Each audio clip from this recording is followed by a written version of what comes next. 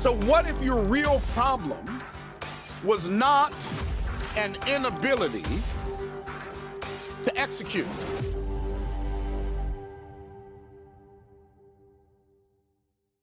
What if your real problem is an inability to expect? What if your real problem were not an inability to behave, but your real problem were an inability to believe? Question number one, would you be willing to do what it takes to change that? Because do you understand that our words and our actions display our beliefs? You say, I believe this, and I believe that. You don't have to tell anybody what you believe. All you gotta do is keep on living. And people who are looking at you can see what you believe by the things that you do and the things that you say. Believing, believing, believing. You will be living what you're believing, even though you be lying. What does that mean? Anything I tell myself about a future outcome, I made it up. You can say I'm going home, but what you really mean is I intend to go home. You're not guaranteed to get there. And see, what we have to understand is we have to understand that we have to become hyper intentional about our work, or about our thoughts. If we're going to become hyper intentional about our thoughts, we automatically have to be hyper intentional about our words.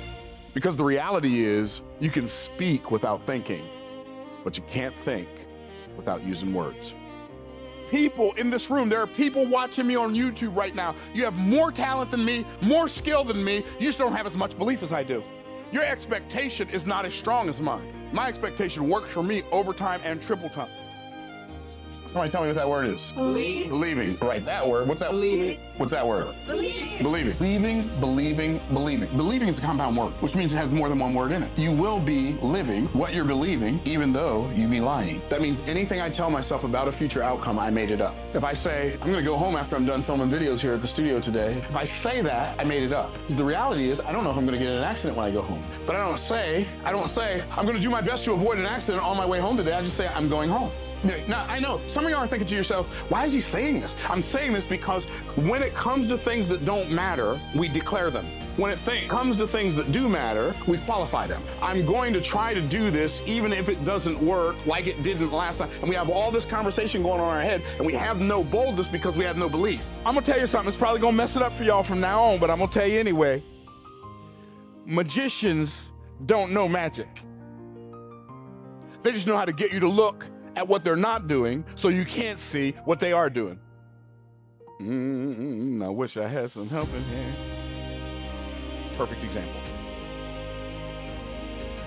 I'm King Saul. I'm head and shoulder above everybody else in my country. The second tallest person comes up to my shoulders. But there's this giant who could, if he wanted to, just pat me on the head. His name was Goliath of Gath. He was a Philistine. So Goliath was 10 feet. When he walked, the ground shook. His spearhead, not his spear, the head of his spear, weighed 16 pounds. That's a bowling ball with a point. Can you imagine getting hit in the chest with a spear that has a 16-pound, like your body just, like your arms go and your, right? And he was just one of the giants. He had 5 brothers, and then they lived in a whole land of giants. He was so big. He had 6 fingers on each hand and 6 toes on each foot. That's a big joker. And every time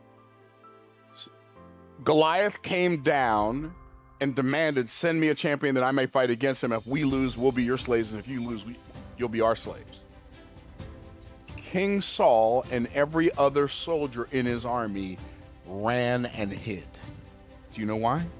Because they were focused on the size of the giant. And I am telling you, the stuff that's blocking you in your life, it might be bigger than you, but that's not why it's blocking you. It's blocking you because you're focused on the fact that it's bigger than you. You have grasshopper syndrome. Do you remember what the children of Israel said when they went down to spy out the promised land? The 10 spies came back and gave an evil report.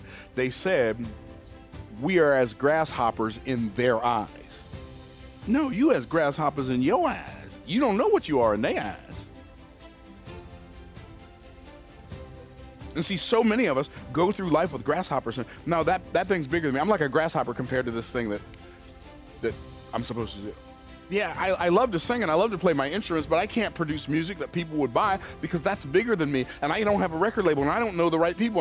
And so what we do is we go around fighting for our limitations so we get to keep them.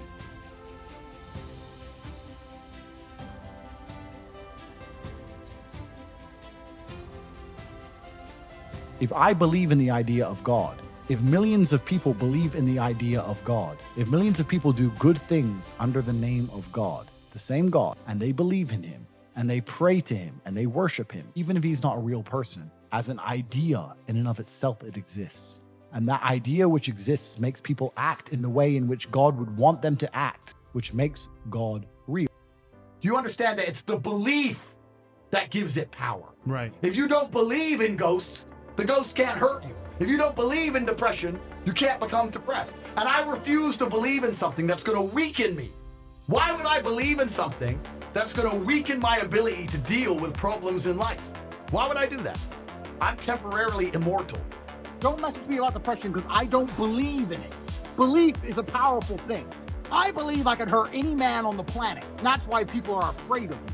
And you believe depression is a crippling disease, and that's why you're afraid of it. I don't believe in depression. I cannot be depressed. Your life is never going to be worse if you walk through the world believing you are the fucking man.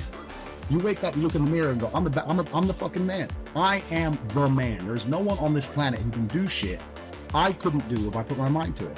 I don't give a fuck how good you are at piano. If I decide to play piano, I would be better than you at piano. And I believe that. I don't just say these things, I fucking believe. I can't see it. Yeah. I've never met somebody with a fantastic life who did not completely and utterly believe in themselves. I've never seen somebody massively succeed and they didn't believe in themselves, ever. I've never seen somebody who just allows life to happen to them and become blown off course by some sadness, end up doing massively monumental and important things. I've never seen it. It's never happened. It does, and it's never gonna happen because it's competitor. It's like crypto. It's player versus player. Right. So there needs to be some kind of diversification in the words. We need to come up with some kind of word. Someone out there who is a master of the English language, you need to come up with a difference in the two words for egotistical.